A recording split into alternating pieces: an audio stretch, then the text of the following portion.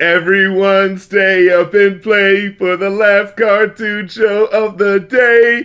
TV Funhouse coming through with animals that pee and poo. Annabelle's adventuring. Did you ever watch that show? The few times I stayed up and watched it, because I remember it being on kind of late. It was all about staying up late, not doing your homework, and watching fucking Comedy Central. And I think it vacillated between Comedy Central, Adult Swim, and MTV VH1. You know, like whatever's airing the music videos. You know what I mean? You know what sucked? I think I might have mentioned this before. That growing up in New Jersey, I didn't have Cartoon Network. Oh wow. So I didn't. More's the pity for you. I never saw Cartoon Network until I moved down here till I was like 13. Damn, so, that's a damn shame. Yeah, right? Wow, that hurts. That hurts. I hear people do the fucking debates of like, Nickelodeon versus Cartoon Network shows or whatever. And like, mine was just always Nickelodeon by default. Because I just didn't. Never... Oh, no. Like, you guys are watching what?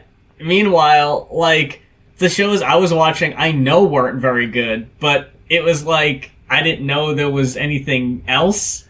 Right. Like, y'all are watching, what's that? Powerpuff Girls? Dino, fucking Johnny Bravo? Oh, my Lord, Dexter's Lab. Meanwhile, I was watching, like, Rocket Power. Like... you were living like a kid in the 80s who only had so many options. You know, you ever think about like back then? Had three channels, that was it. And all you had to watch were these things that were clearly just trying to sell you toys and weren't actually trying to like entertain you for real. Like, you know what I mean? Exactly. Like, yeah. Because like Nick was good, but it had like it was SpongeBob and Fairly Odd Parents And fucking SpongeBob, for me, it hit me at a weird age to where I felt like I was too old for it. Oh, you're never too old for SpongeBob. That's how I feel. I don't think I've ever seen a full episode of SpongeBob in my life. We could not be more polar opposites. Let me tell you, I used to, like, straight up and down, this is how much I used to watch this fucking show. Me and my sister watched it all the goddamn time, and, like, whenever it wouldn't be on and we would just be bored, like, she would just be like, hey, act out an episode, and I would just, like, have a whole episode just memorized. Like, I would do, wow. I would just do, like, the episode where, like, what's his name, Gary left for Patrick or something like that, you know what I mean? Or the episode where they do the football game at the end, because that was, like, one of my fucking favorite ones, the band Geeks. Oh my Lord. Yeah, I had that shit memorized, I'm telling you. That's so funny. Yeah, that was like seminal comedy for me. That was like, yeah, for sure. And now, again, so I'm gonna say, like, you know, yeah, Nickelodeon has theirs, you know what I mean? But like, it was so early on that they really like transitioned into like, you know, being more like, hey, for like not preteens, preschoolers or something like that. They did have the, I thought you were talking about like Teen Nick. Yeah, they had that later on. True. I remember being better in the late 90s as opposed to like going on into the 2000s, you know what I mean? Because you're right. Like in the 90s, they did have it popping with fucking all that. Kenan and Kel, you can't deny Kenan and Kel. I loved Kenan and Kel and all that. Yeah, but like when everything started kind of to roll into more like animation, yeah, it was like, who the fuck watched Rocket Power? Rocket Power was so like a trying to be cool show. Like, look, kids, here's the new slang you should be talking. Look how we put the graphics up. Like, it just was like, man, get out of here. This ain't the fucking show. When they were trying to create their own in-show slang, like, that ain't catching on at all with anybody. Let me see. What was Our Real Monsters on? Our Real Monsters was dope, actually. What was that on? That was on Nickelodeon, yep. And Invader Zim, boom, Nickelodeon. So look, they got theirs. That's another one where I actually never watched Invader Zim either. Oh my Lord, you go back and watch that one. It is like the one, you know, that you can still go back to. Hell yeah. Every time I see a clip of Invader Zim, I always have why the fuck wasn't I watching this? Oh like, man, I always remember it's dead up right up my alley humor wise. Like, I always remember being like, oh my god, why is this show not being shown more? Why the fuck are they showing We Are the Martians, the butt ugly Martians? Take that shit off. Oh god. That ugly ass show. I vaguely remember Butt Ugly Martians. It's like you don't want to look at it. They aired it way more than yeah, but Cartoon Network, yeah, they had this shit fucking. They had it going on because I remember the Cartoon Friday. Look, Cartoon Network old Fridays. Look, yeah, Cartoon Fridays. La, la, la, la. And I remember I'm about to get so obscure with y'all. I remember they used to do the we're trying to like push for new cartoons and like that sort of thing. So like they vote on cartoons and you kind of be like, oh my god, that cartoon. I hope that one becomes a cartoon. There was one show called Kitty Bobo. And it was supposed to be about like, I think it was about like, cats or whatever, but it had like the sort of looked like it was hidden for more like the teenage demographic with the animation style, looked a little cooler, more refined, but there was only one episode of it and it was supposed to be kind of like an allusion to, I think it was like a Korean person moving over to America and kind of like talking about his experience and like try to be cool and try to get a cell phone so that he could look cool, early 2000s shit. Problems, Yeah. But yeah, I remember, if anyone remembers fucking Kitty Bobo, you're a real one. You're a real Cartoon Network head. You reminded me of the flip side of that, which it's not very good. Fucking Kappa Mikey. What is that? It was like the white kid embracing like weeb culture. Kappa Mikey. The way you're saying it, I'm looking it up now. I remember it was not very good. What is this? Okay. Oh wow! Yeah, it's just the animation. You see it? Man, this is awful. What is this? Get out of my face! It's a parody of Japanese anime featuring a young American actor named Mikey, whose appearance is styled after Western cartoons. You got people that look like Dragon Ball Z, and you got a character that looks like a Pokemon. Oh God! It's always so played out when people like it's so insulting and bad. Like that I tried to, because I grew up with someone who like always, oh my god, I was so into it ever since Pokemon and Digimon, and then like I immediately fell right into like Cowboy Bebop and shit, and it was just like, whoa, I just jumped into the deep end when I was like 9 and shit. First off, we're starting with fucking ska. That's what we're goddamn starting with. Break out the loud ass fucking trumpets. You're starting with Streetlight Manifesto and Everything Goes Numb, requested by Charlie. So thank you, Charlie. Can I spoil something for you?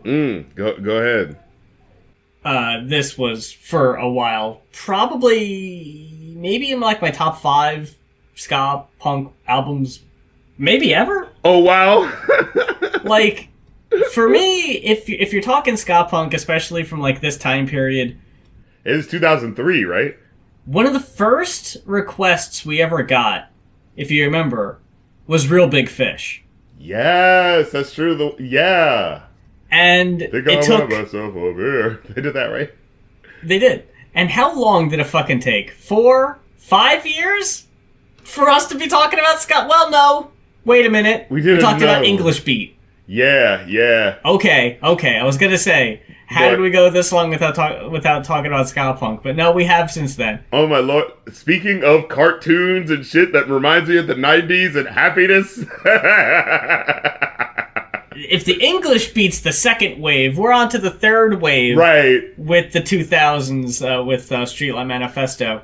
I'm going to offer a content warning in that this album does, on multiple occasions, deal with the topic of suicide.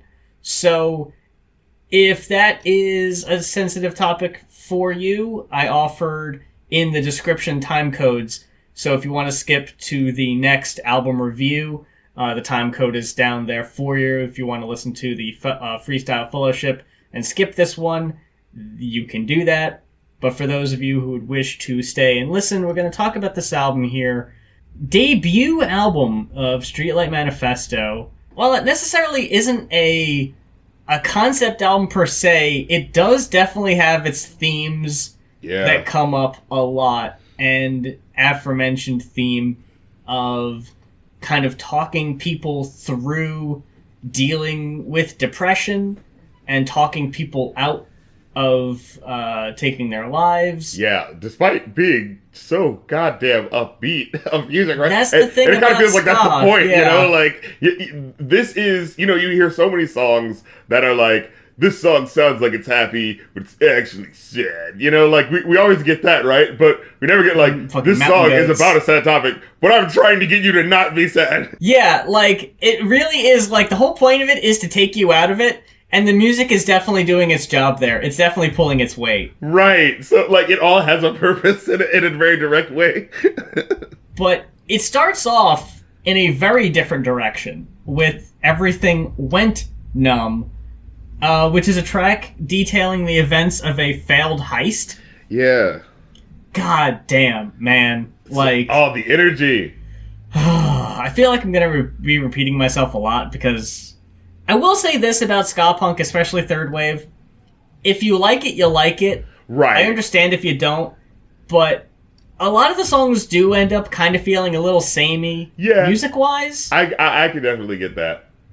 But if you like the sound, then you really don't mind, you know? Yeah, for sure. Like, there's parts where they kind of delve into, like, dub and, like, you know, and I do wish they would have leaned into that more, because it would have been more, because you hear little, like, leads of being like, ooh, that was really fun. Why aren't you doing more of that? Wait, we can mix this up. Come on now. Was this your first time listening to this? This is my first time listening to this, yeah, and I took to it like a fish to water. Like, it was just immediately just like, oh yes, here we go. Whoa. Man, when you bring in fucking the gang vocals doing the woes and shit God. like that. I'm a sucker. I'm trying to see if there's even a song on here. No. I was seeing if there was, like, a standout weakest cut. I don't necessarily know if there is one. One that struck me a little lesser was the second track, That'll Be the Day. That it wasn't as catchy lyric-wise, and it was also more of a guitar-driven track that was kind of like, yeah, that's fine, but it's not necessarily what I want here. A lot of songs can be, like, all over the place with the energy in a fun way, but sometimes it does, like, you'll get one or two tracks where it does kind of feel like, oh, where are we going? Whoa. Like, these songs are longer than you think they're going to be. Like, I thought ska songs were... There are a few almost 6-minute songs on here. Yeah. The only one I have written down here that it is a bit awkward in parts was Failing Flailing. Yeah, that was what I remember. I didn't like as much the first time, but then when I looked at the lyrics, I actually really enjoyed what they were doing. So it was, yeah. This is definitely an album where if you're not following along lyric-wise, you might miss stuff, because it is very fast. It is dense. But if the lyrics and the singing don't necessarily grab you, the music will definitely get you through, I think. Yeah, for sure. I'm trying to... I really actually do think... I'm looking at it. I think I actually really had a solid time with this. I was thinking maybe one of the later tracks, but I was like, I don't think I hated it that much. I think, That'll Be the Day was slightly weaker, you know, and I think saddest song, still still actually very happy sounding, but it's so funny. It is the saddest song, but meanwhile, it's one of the few tracks that, like, explodes out of the fucking gate musically, and it's so goddamn catchy. Like, this album doesn't have any weak spots. Like, it doesn't slow down, which I really appreciate when albums just keeps the train going, for sure. I really liked Point Counterpoint. I like the Bob Dylan swag he had going on in the vocal delivery. You know what I'm saying? There's one, A Moment of Silence. The fucking swagger of that one. Oh, man. That one is such a fucking mood, and that one is one with the fucking gang woes. Yes. And following A Moment of Silence, which is a little slower, with the much faster and intense Moment of Violence. Which reprises the fucking trumpet solo from Moment of Silence. Like, that's the fucking shit.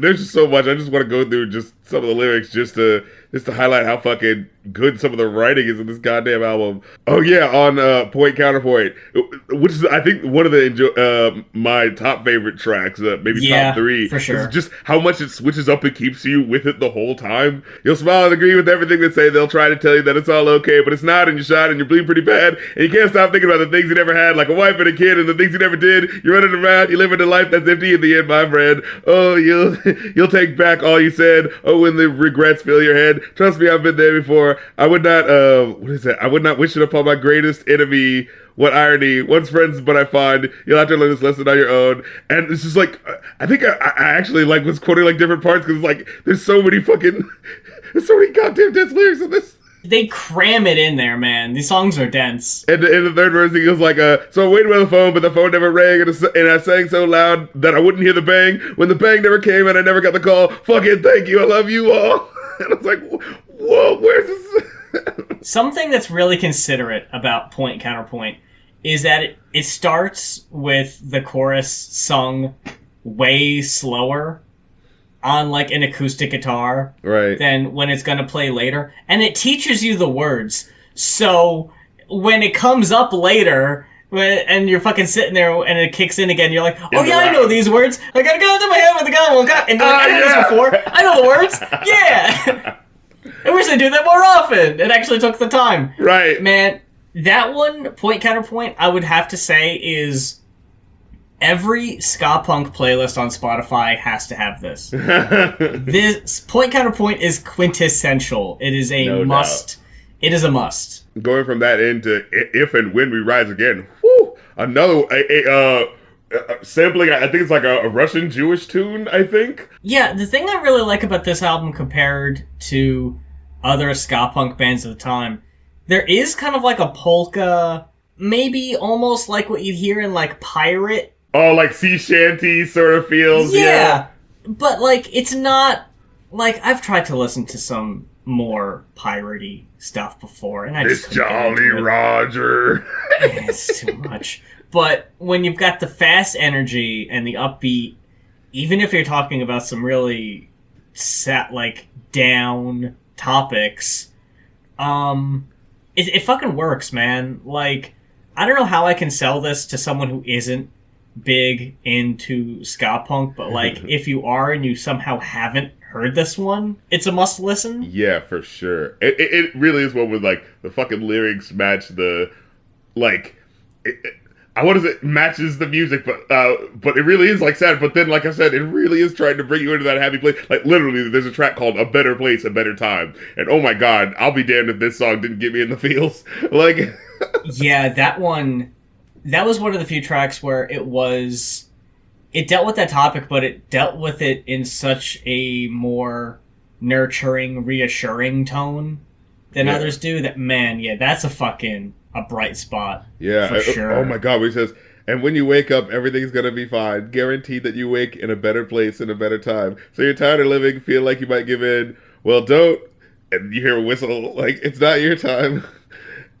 And it's just like, oh my god, just when you hear them say it, we're just like, yeah, no, like, just thinking about people who lived in the past that are living now at this age where things are legitimately, like, genuinely better, and it's just like being able to be like, god damn, it really is. I'm glad we actually, like, stuck around, you know? Because, like, Here's to Life, fucking rip-roaring instrumental, and I love the fucking back off, don't you stop chorus on that one. Is so fucking in your face. All-timer instrumental break on that one. And the lyrics shouting out artistic heroes like Hemingway, Salinger, and Van Gogh. And then the fucking outro, Kurt Cobain. Yeah. I don't know the behind the scenes. I don't know the personal dealings of the members of Streetlight Manifesto. Obviously, it's a very important topic to them. I don't know the past. That might be the catalyst for that. But it definitely comes across and in a very meaningful way. And how they were able to deal with the topic so important and so touchy and not have the album be an absolute downer. Right, or have it feel preachy, you know. Yeah, exactly. It doesn't come off preachy, and it's not a bummer. Like, it's still a fucking... It's a mood. Oh It's yeah, a these fucking lyrics flying at you. What was in falling flailing? I just want to put out this one lyric where he says, everyone's falling down, everyone's holding out for what you've got, but what you've got, it sure ain't a lot, and you act like it is, but you know that it's not, and even if it was, would you ever give it up if I told you what you had was really nothing? Yes. Like, it's just like so many thoughts coming at you so quick. Yeah. This is like, wait, what are you trying? Oh my god. Like, no matter like what piece of this, I'm still thinking a lot though. Like, yeah. It's like, well, you say your life's a bore, and I can't disagree. If you judge by your life by the pieces of the shit that inhabit your TV, because they stand so proud and they talk so loud and every other word is a lie, I found that everyone who's anyone is a waste of time. It's like, oh fuck. Man, yeah. I'm gonna go ahead and give it the 5. Oh man. Oh man. 5, yeah. I have written down 4.75, but I'm gonna round that up because that just feels pointless, honestly. Oh, God, yeah. But going from there, we're gonna rewind 10 years prior. We're back here in 1993 with Freestyle Fellowship, Innercity Griots, requested by Leela Yada. And this is unexpected. Most certainly. Unexpected in a few ways. I'm gonna go ahead and preface it by saying that. RC, I am going to flip it over to you because I'm just gonna go ahead and say I'm a little conflicted on this one. I believe you was conflicted. I was screaming in hotel rooms listening to this. Listening to this album, I kind of came in cold, hadn't really heard like their stuff before, not really know what they're doing, and like I had that moment where it's like, okay, they're called Freestyle Fellowship, and it definitely sounds like they are freestyling like all of this, and it's one of those things where just it feels like it more on some tracks than others. Oh yeah, for sure, because they have certain tracks where they're like rapping together on things like, but even then, it'll still have a certain energy that like doesn't fit a certain type of convention. Like they'll have like parts where like we're all rapping together, and you would think this is the part of the hook where we keep things simple, but we really don't. We actually keep it going, and you're just like, whoa. That's where I was a little confused about. There are some tracks that are obviously freestyles, and those tend to be the very short, kind of almost interlude-y tracks. There are a few like Bomb Zombies and the intro Blood. They're only like a minute. I don't know. They still kind of sound freestyle too, right? Like, because if you just listen to how they're like rapping, like it so sounds like as their flow is coming out, it feels like they're trying to find where the next rhyme is. You know what I mean? Like you can hear them kind of doing it in a lot of ways, you know? But like, you know, when you hear someone freestyle, you're just like, oh, that didn't necessarily match on the time, but it's because you were just trying to find the time to bend the rhyme to the next point to go. Now you got the flow, and then you know, like. I mean, there are certain lines, like on Chamois, the line, I said, damn, what's up with the flim flam and the wham to the bam to the thank you, man. Like, yeah, like it's so weirdly stream of conscious, yeah. I hope that was freestyle. I hope you didn't sit down and think, oh, this is dope. I'm gonna hit him with this. And yeah, there were a few moments like that where it's like, you just kind of repeated a thing a lot. And that's what it feels. It's this weird thing. Like, I am also kind of conflicted where it's like, I feel like if this was like, you know, something that like, if Lil Wayne made an album more like this type, I think it would be a lot more interesting of a discography to go through, right? Like, rather than, you know, hey, Lil Wayne freestyles and stuff, but he doesn't really sound like he's like, actually like, I mean, a lot of times he actually does because he actually is really talented, but he wastes his time a lot of the time, you know. But if someone like really challenged him to like actually go like, no, actually really keep fucking doing this shit in a way that's like really fucking cool. Like if someone was like a taskmaster, you know, just anyone that wasn't, you know, Baby who only cared about dollar signs, you know what I'm saying? Like if there was like, if he had like a fucking Barry Gordy that was like, no, we're trying to make sure this shit is dope. Like it would probably be something like this. It probably wouldn't be great all the time, but it would be like when you listen to this, it is that, like, as I listen to it, like, yeah, ultimately I know, like, these aren't, like, great, perfect songs, but the fact that in the moment you kept me kind of, like, going to, like, it's that type of energy where you're just like listening along to be like, where is he going to take the rhyme? Where is he going to go? How is he going to bend it? And then he brought this thing back. Okay, he's bringing this back probably because he's trying to figure out where the next rhyme going to go, because this time he kind of like changed it to go that way. You know, like I like that. And I actually hear like Lil Wayne do that sometimes. Like remember that he did that one song where it was just like he kept changing the hook like to different things, like as like the flow kept going on, where it's just like, wait, this isn't actually a hook. He's just doing like a verse, but just like mixing it. It's like, oh, that's really cool. Like things that really keep you going like, whoa, that's really cool. Where you're like, who the fuck is even doing that? You know, having so much fun with like twisting the flows and shit like that. But yeah, like because it is so freestyled, you do have more often moments than not where you'll just be like, oh, okay, where like, you know what it is? It feels more like it's playing a game. Like you're playing a game of like trying to get as many like, you know, you're like, all right, someone just like told you, hustle it quick, we got to get as many punchlines into the basket as possible. Let's go. Like, all right, what are you thinking? Boom, boom, boom, like go, go, go. So yeah, it's like, it's more like about the enjoyment of the craftsmanship of hearing how they do it this time, you know, when they come in, you know? So that's the interesting thing I'd give to this. The tracks I ended up giving the highest rating to, if we can jump to those. Everything's Everything. I love the saxophone solo, and then it sounded like it was from like a fucking Spike Lee movie or something. I hate to give you a spoiler here, but yeah, that tends to be a common trait of the ones I like most of the more jazzy sounded ones. With that said, Innercity Boundaries. Oh, okay. Jazzy as fuck intro and the goddamn xylophone. Yes. Please give me more of that goddamn xylophone. Oh my god. And speaking of which, way cool. Another one with the jazzy intro and more xylophone. I also got Park Bench People, more xylophone. Heavyweights. And I also really liked the, I don't know if you want to call them skits or what, but Bomb Zombies and Tolerate. Yeah, that was insane. Yeah. Like, we will not tolerate beating, lynching, burning, raping, pillaging, drugging, mass murdering of blacks. We are not your ordinary... Yeah. And when they fucking brought up the thing about Jeffrey Dahmer, like, that was like, I was like, holy shit. Now, I gotta say, the worst cut. Which ones? That's gotta be 6 Trey. 6, yeah,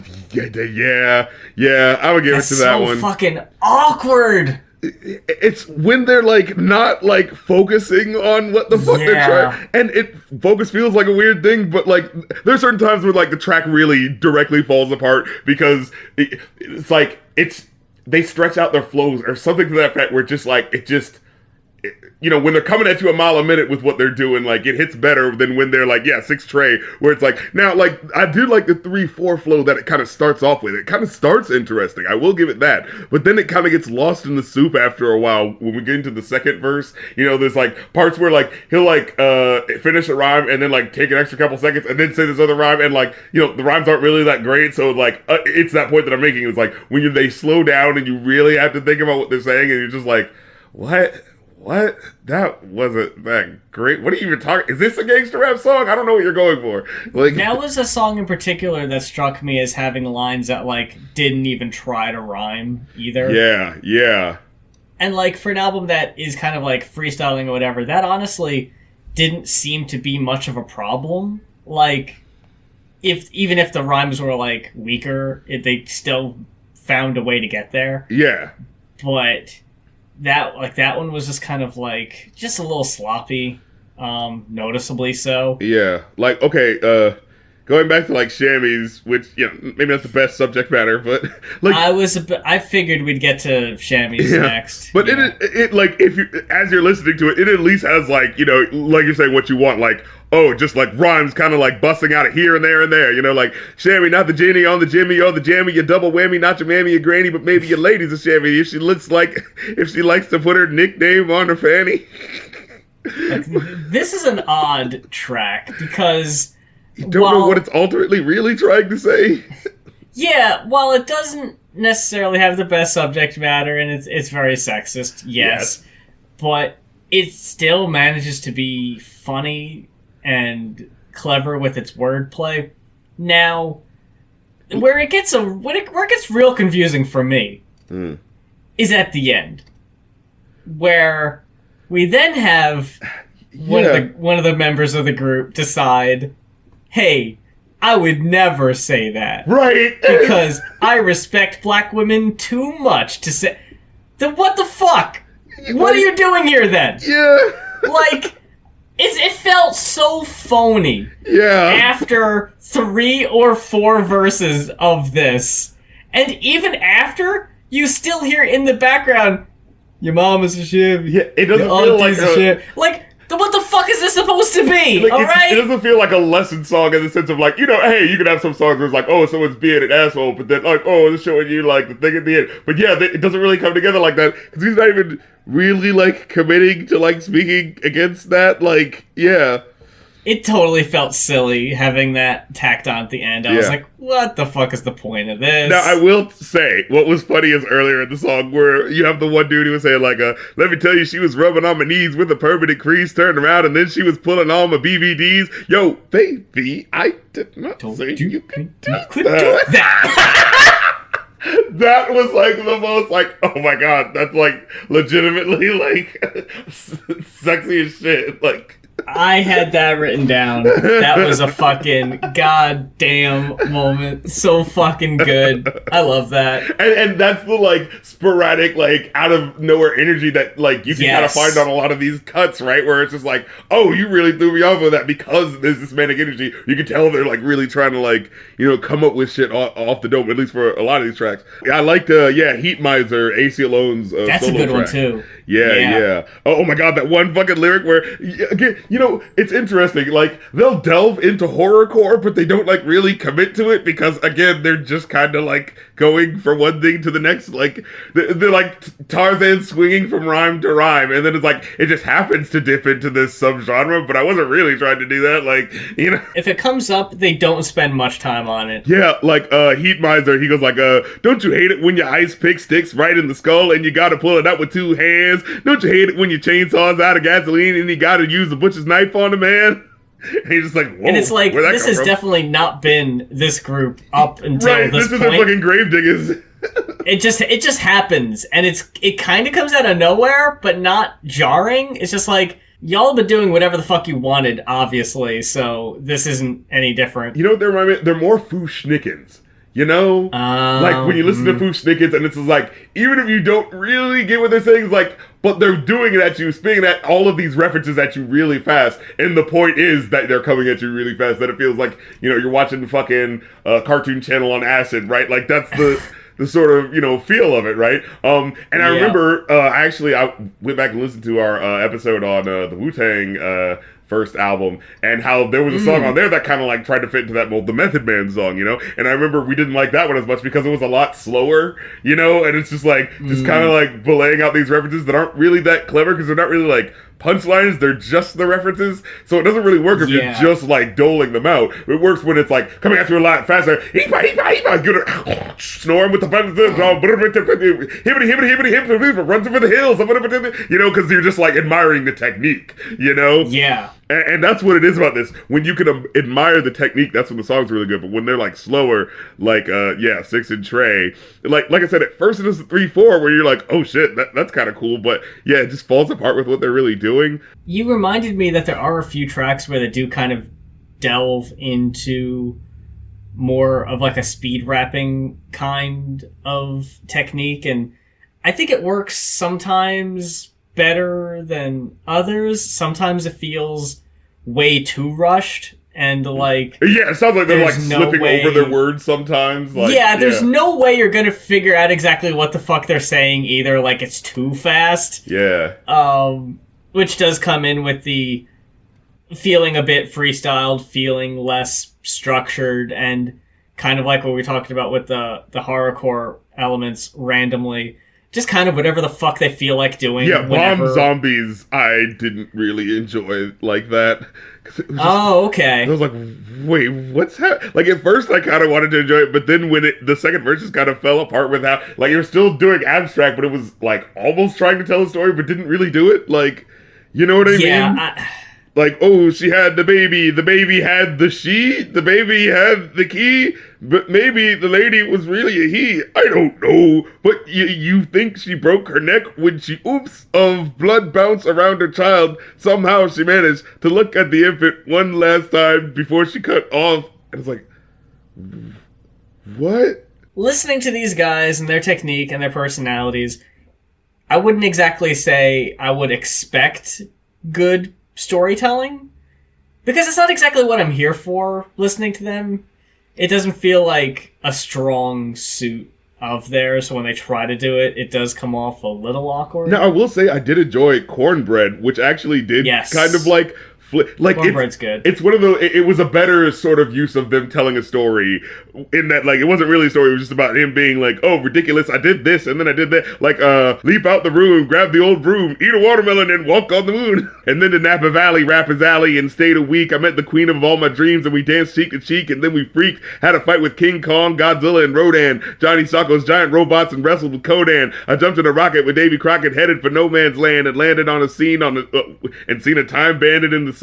I traveled with Gulliver, and I'm not gullible, lovable hunk on a patrol looking for Acapulco gold. Like, you know, that's kind of like, oh, that actually sounds pretty, like, cool. Like, you know, how he's kind of like telling this free-flowing story. Like, it loses you sometimes, but you're like, oh, I'm kind of catching that, you know, all of these references that he's throwing out, you know, like... It definitely doesn't feel as old as it is. Yeah. I think it's that's the energy... The energy of it gives it a more timeless feel to, because like, yeah, while it is from like 1993, it doesn't feel like this came out exactly at the time of Fushnikins, you know, like. I don't know if it was like a style thing that was just like different, because there definitely weren't, or at least things that we've listened to on the show, that this style, or you know, it managed to stand out and not feel of its time, and I'm trying to pinpoint exactly why that might be. I think part of it might be like just the fact that it is like it doesn't feel like it's trying to play into the gimmicks of a certain time, and I think that lends a bit of timelessness to it, in that like it's not touchable. Like even like Farside's album, like it still really sounds like it's in the 90s, because like at a certain level they're still like working with producers and stuff like that, but with this energy they're doing, it's so like weirdly of their own. Like it's not pin downable of like, you know what I mean, as much what would be their exact contemporaries, you know. I guess it also helps that it's a bunch of dudes. Yeah, that's very true too. That it just kind of jumps around from style to style. So yeah, but it like it doesn't sound like it still sounds like it came out way after like a Wu-Tang Clan, you know, album, because that sounds like dirty and gritty, even though this is like only 1 year later, you know. Yeah, that's wild. It's definitely on a different level than that. Yeah, and Hot Potato. Yeah, I really enjoyed the beginning with the hook that slowly like turns into a verse. Like, what did you think of Mary? Mary, let me see. Yeah, they're one track where they actually were able to stay on topic. I thought that was okay, and especially for such a overused cliche, right? Love song for weed. I thought it was better than most of the songs we hear that kind of go down that road. Yeah, like compared to the Cypress Hill, you know, the typical average Cypress Hill joint, you know, like. Yeah, and I definitely got to chalk that up to the attitudes of the dudes in the group. Like they bring a different angle. Yeah, like I don't know. I feel like sometimes it's either like over romanticized or for sure, or just like borderline obsession in the lyrics, and it just kind of comes off like, all right, maybe not. But this was different. I imagine I've never heard these dudes before, like outside of this context. Yeah, like Peace. Like I don't know where else I could have heard him from. When would I have ever encountered him? Yeah, exactly. So, yeah, I don't know. And yeah, I really liked how they ended it too, where it was just like the government is loving it, you dealing it, they killing it, so I defend the herbal blessing with verbal expression. So roll, roll, roll your joint gently at the seams, merrily, merrily, merrily. Life is not a dream. It's like a weirdly dark way of ending it. It's like, huh? I think that was part of it too, right? Like, it doesn't just let you be happy, or just like, what was that, bro? What was that? That's not a dream, bitch. Oh. Okay, so I remember you said you enjoyed Park Bench. I actually didn't enjoy this one as much. I felt like, again, when they slow down, it becomes too like apparent how loose the rhyme schemes are. You know what I mean? So like there'll be times where they're just like straight up not rhyming shit on so many parts, and it just feels rambly after a certain point. Like that's when it starts to lose you. When it starts to lose me, right? Like where it just feels like, okay, I couldn't find where a rhyme was, so now it just kind of sounds like, and you know, when you're just falling out of the flow, and it's just like, my brain can't, like, I'm not able to pick up what you're doing, because now it just sounds like you're just talking, you know, like.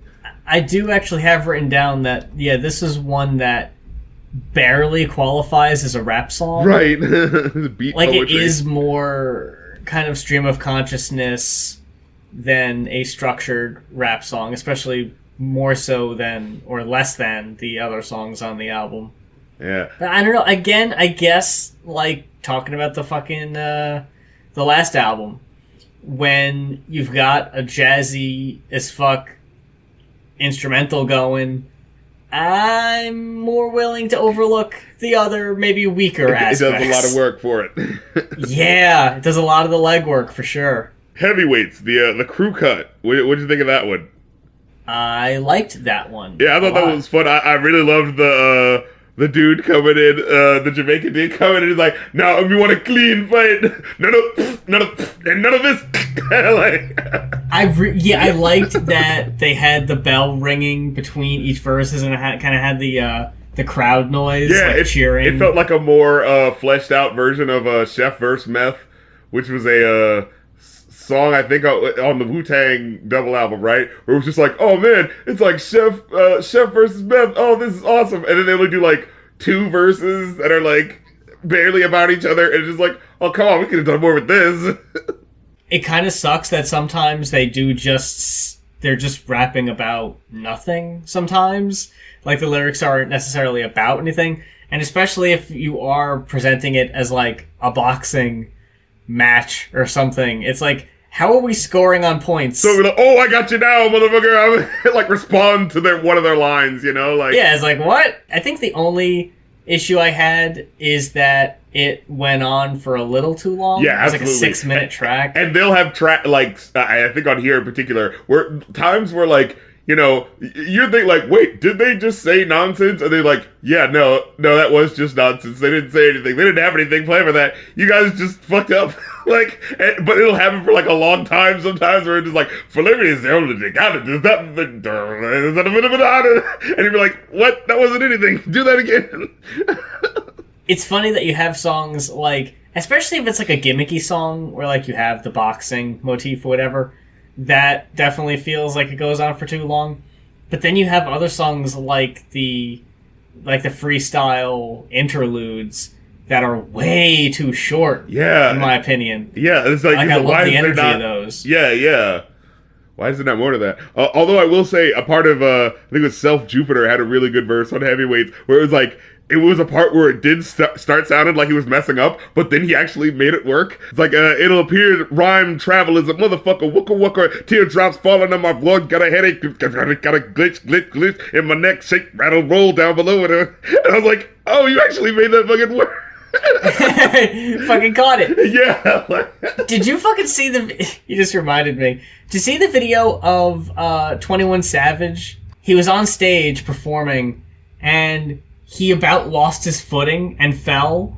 But like, he does that thing where he takes like 5 or 6 really big steps in front of him, and he like recorrects and like is able to like rebalance himself and keep walking, but it looks like he's about to eat shit like 5 times. This is classic going off, watching performances. Oh!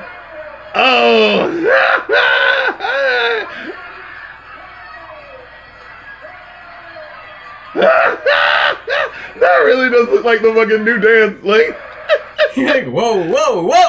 Everybody okay. do the whoa! I did think the album could have ended stronger. Yeah, oh yeah, this is the one with, like, the last 2 tracks I absolutely did not like. Yeah, Respect, Due. I thought they were okay. Yeah. But I wasn't, yeah. They're like, it becomes to a point where, like, this is really meandering and losing focus very quickly, you know what I mean? And what was he saying? And at one part, he was like, "Worthless, I slam. Dance are the cold crush. I started peeing my pants out. Glance. What? Like, what? You can't say I started peeing my pants and not, like, what?"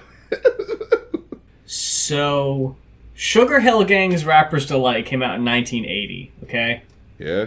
So, this song, 1993, and because I think Rapper's Delight is one of the songs that's sampled, because they're sampling a bunch of old school beats and like, we're showing love and respect. Right, that's to how the it old starts school. off, and that's not really. A lot of these songs, like Simpsons episodes, like they start with one thing and they just kind of end up in another completely different plot. So, my point is, that was 13 years ago. How weird would it be if someone this year recorded a song and was like, hey, respect to the old school, and was just sampling songs from 2008? Oh, man. That relative, that is so insane. That is so funny. Like, yeah, when you see those early 90s songs, like Tupac having a song, this dedicated to the old school. The Freestyle Fellowship in 1993 saying, hey, old school, and let's just say there were songs that were more recent, but let's just use Rapper's Delight as the benchmark here. Right. That would be like if someone in 2021 had a song that sampled songs like Sexual Eruption by Snoop Dogg, Lollipop by Lil Wayne, Okay, see this one. Day and Night by Kid Cudi. Oh my! Now that was making me feel old. Like, oh my god, that's. Fucking Whatever You Like, Kiss Me Through the Phone. Oh yeah, remember when hip hop was classic and not sold out like it is now? Man, I still hear radio songs play Kiss Me Through the Phone. Like, radio stations play that. Like, out of all of them, really? Right? That's the one you go to. I guess the love song, that's what sticks around, Yeah. Yeah. Oh, one more sidetrack before we wrap things up here. We talk about funny radio edits, right? Have you ever heard the song Peaches by Justin Bieber on the radio? No. So, the chorus, for those who are unaware here, I got my peaches out of Georgia, oh yeah shit. I get my weed from California, that's that shit. I took my chick up to the north, yeah, badass bitch. Okay? Okay. So the radio edit, great lyrics. Seriously...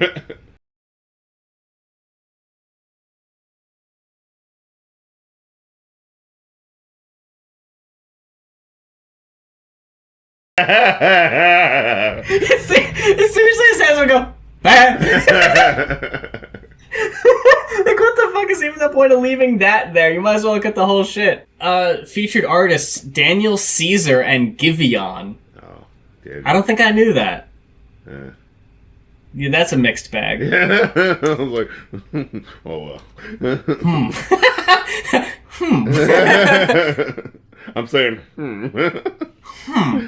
what did you end up giving this piece of hip hop history? Yeah, my dude? I give it a 3.5. I would go. Hey, for that. me too. Yeah, I think it's definitely, again, like, enjoying the lyrical exercise of, like, this is definitely at least listen to it once. So that you can have all of those popping moments of like, oh shit, look how they bended the rhyme that time. That's kind of cool. And then being like, okay, they kind of didn't get that one, but that one was kind of cool. It's like how I used to watch Twilight Zone, where it'd be like, not all of these are good, but the point is that you don't know what's going to happen next because it's not episodic. I mean, it's not, like the same characters. So you never know what's going to happen with this one, like. Surprising lack of homophobia. Yeah. Like, yeah. It comes up a few times, but not in a overtly offensive way. Yeah. Not exactly how I've come to expect rap songs from 1993 to be. Good Lord, Common. What an unexpected one, ladies and gentlemen. Go back and Excelsior viewers, go back and listen to that episode on Common. Oh, God. Just in case you thought he was the fucking knit sweater, mid-2000s. You remember those music videos where he was wearing that big-ass, puffy-ass hat? Come close to me, babe. You thought he was there. Oh, boy. But if there is an album that you would like to hear our thoughts on, you can head on over to our Ko-fi. That is ko-fi.com/therealrapcritic. twitter.com/goinoff. That's GOINOFF. Make sure to follow us on Twitter so you will not miss any special announcements. Well, we both got Twitters, we both got Patreons and Ko-fis and YouTube, so if we mention it, if you follow us on all our socials, you're not going to miss it. I wanted to bring up just because, like, it just blew my mind as someone who listened to Gorillaz for a really long fucking time and didn't realize what that noise was. You listen to a lot of Gorillaz, there's lots of just sounds on there, you listen to Clint Eastwood, you think you remember all of it, and all of how it goes. Do you know about what happens a minute and 16 seconds into that song? Crazy, lifeless, the only definition for what life is. Priceless to you because Did you hear Okay, that little, sound like he's wiping his nose. Yeah, he's not wiping it. He's treating it, as you might say. Yeah. Oh, shit! I never knew that.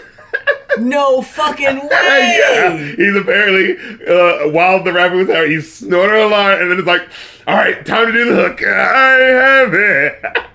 Wow, holy shit. And the fact that it's so early before the verse ends, that's not just like an effect. It's snip, I need the time for it to affect. Alright, let's go. Wow, holy shit. That's amazing that it's left in. Right, And very curious that they decided to leave that in. But good on them, I guess. Cheeky Gorillaz. Yeah, the fucking Damon. You never know what he's gonna do. Right. In those experimental early days of Gorillaz. I doubt he'd do that now. Yeah, yeah. I doubt you're gonna hear that on fucking Song Machine. Yeah, Gorillaz is too much of a mainstream production at this point.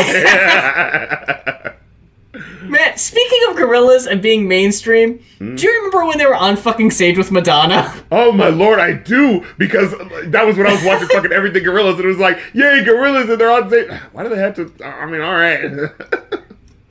That fucking blew my fucking mind, man. Seeing that shit was just like, wow. Yeah, the Hang Up song. Does anyone remember Hang Up? Oh, yeah. That was the fucking song that samples the goddamn, ABBA song, if I'm not mistaken. I can't remember. You're not gonna check me on that one? You could say anything, I guess, eh? Yeah, I think Hung Up is the one that samples Gimme Gimme Gimme. A man at the midnight. Yeah. I think I've heard it now, yeah. On another really small tangent during our outro, are there any songs that you hear and they're in your head a specific way that isn't how they actually go? Oh, all the fucking time.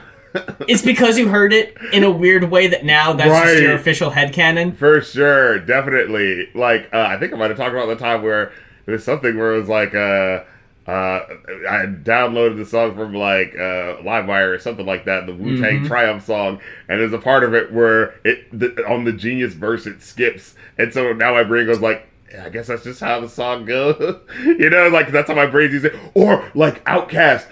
There was a version that someone, I probably intentionally fucked it up on the Forever, and I remember it being Forever. And it's just what? You had to have done that on purpose. No one just forgot that part. You can't not hear that. In my head, Let's Get It Started by Black Eyed Peas. Well, actually, no. Before I say that, because you reminded me, there's another incident. There's an example of downloading a song and it being weird in how it downloaded, and that's just how it is in my head now. Right. When the song was new, I downloaded Song 2 by Blur, talking about fucking Damon again. Woohoo! In my mind, it was twice. It was twice as long. Oh, the song is 4 minutes instead of 2? Yeah, it's oh, yeah! And then right after that, it goes... Dude, that's awesome. It kicks in again! I love that song so much, I would definitely want to hear it twice. Oh, yeah! The song Let's Get Started by Black Eyed Peas. During the chorus, when it's let's get it started, yeah. it's ending, in my mind, I hear the guy from Lost Lonely Boys singing How Far Is Heaven? What? Now here, I don't know if anyone's going to remember this. There was a Grammy performance. I think it was the Grammys. It might have been MTV. Let me make sure. It was... The song came out around the same time, right? Like, yeah, it's around 2003, 2004. Yeah, so this sounds like a clusterfuck, and it was. So on stage... Okay, it was 2005. Yeah. All 4 bands are on stage at the same time. You've got Black Eyed Peas. You've got Los Lonely Boys. You've got Maroon 5. Oh. And you've got Franz Ferdinand. And they're all... So Friends are playing Take Me Out. Black Eyed Peas are doing Let's Get It Started. Los Lonely Boys are doing Heaven. Maroon 5 is doing... I honestly don't remember. Probably if I had to guess. I won't go without you. Or was that earlier? They're probably doing This Love. Yeah. If I had to guess. So, during the outro of the song where they're all just jamming at once and it's a fucking clusterfuck, you have will.i.am singing, Let's get it started! And you hear the fucking guy from Lost Lonely Boys going, How far is heaven? Like, trying to do it at the same speed and to make it sound natural, like, oh, these just flow together. Like, how did anyone think of this brilliant mashup? And it's, no, because it doesn't fucking work! Oh, no.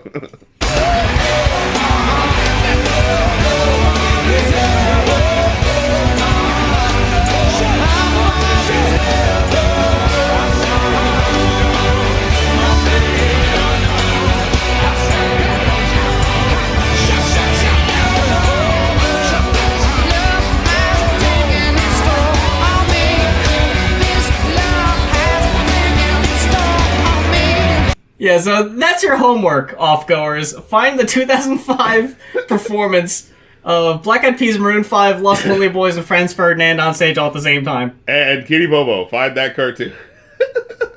And also, while you're at it, look up your boy RC on Twitch. Oh, that's right. Your boy's doing his goddamn thing. I thought you were going to say something else. I was over here, I took a big swig of water, and I was like, got this. RC's got this! You know what it was right there? You know the intro to Family Matters? Where they pass the fucking basketball to Waldo, and it smacks him in the side of the face? That's what happened just there. I was like, I know RC's gonna take it to the hole. Here you go, talk about your Twitch! And it just ping!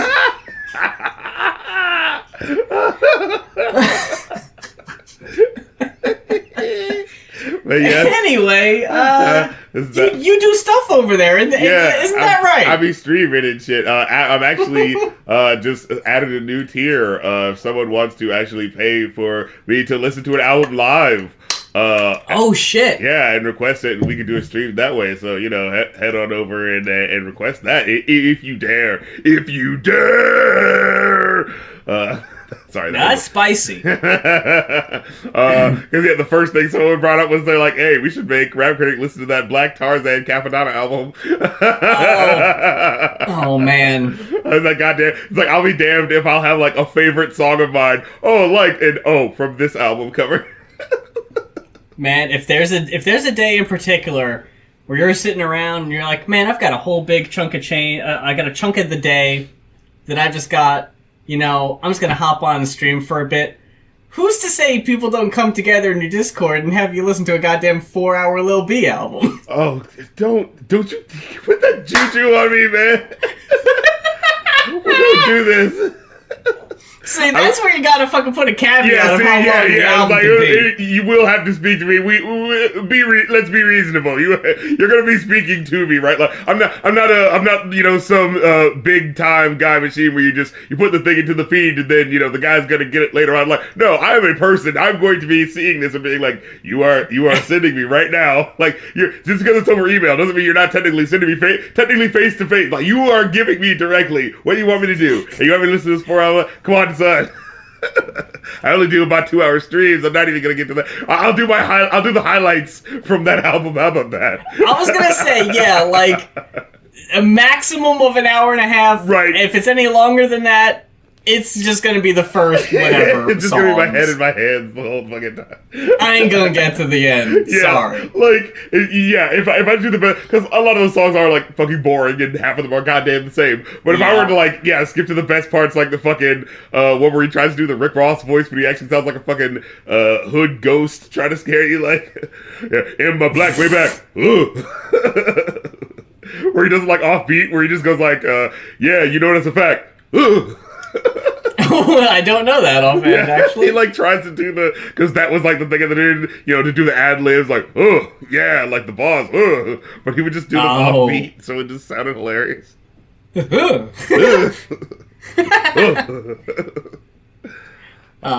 But with all that said, are we doing a show next week? I think we should be capable of it, yes. Okay, cool. Well, then you know where to find us. And until then, for Going Off, I'm Muse. And I'm the Rap Critic. And kablam! Big up the massive! Da, da, da, da, da, da, da, da, da, da, da, da, da.